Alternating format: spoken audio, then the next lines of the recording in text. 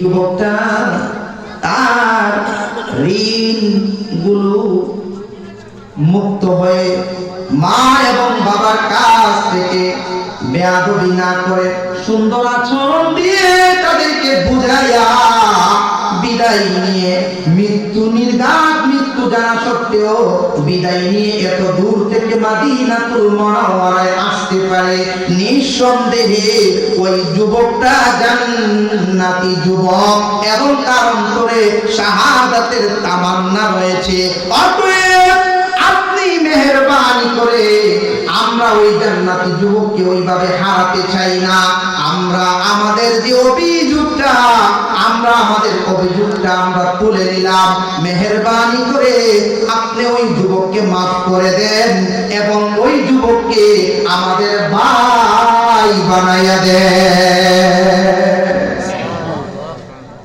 সুবহানাল্লাহ, সুবহানাল্লাহ।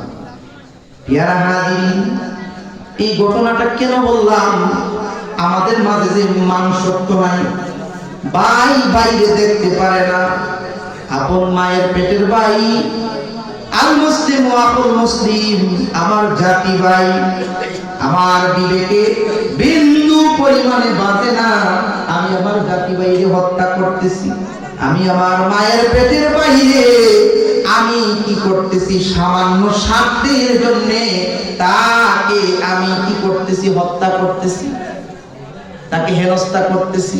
আজকে যদি আপনারা করিমপুরবাসী, আপনারা আমার সামনে যারা আছেন, এই মাহফিলে বসে আছেন, এমন অবস্থায় আপনার কাছে যদি ফোন আসে যে আপনার ভাই বিপদে আছে,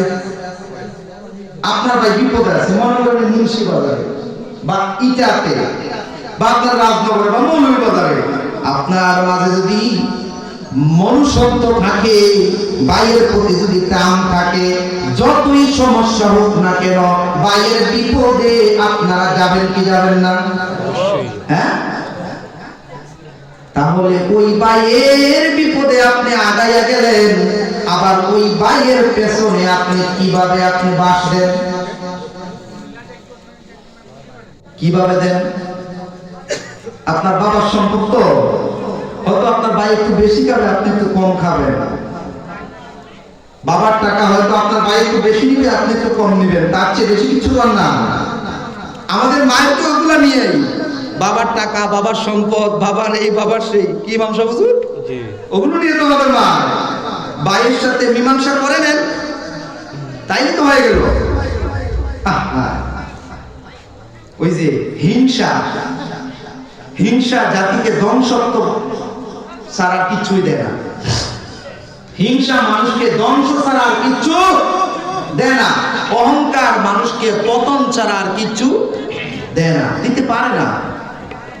এজন্য ওগুলো করা যাবে না। কেন? আপনি আমি কি বলছি? ইন্নাল্লাযীনা ক্বালু রাব্বুনাল্লাহ, আমাদের রব আল্লাহ, সুম্মাস্তাকামু, ওই কথার উপরে আমাদেরকে অটল এবং অবিচল থাকতে হবে। কতদিন পর্যন্ত? মৃত্যু পর্যন্ত। এর ভেতরে ওই কথা থেকে লড়ার কিন্তু কোনো উপায় আপনার আমার নাই।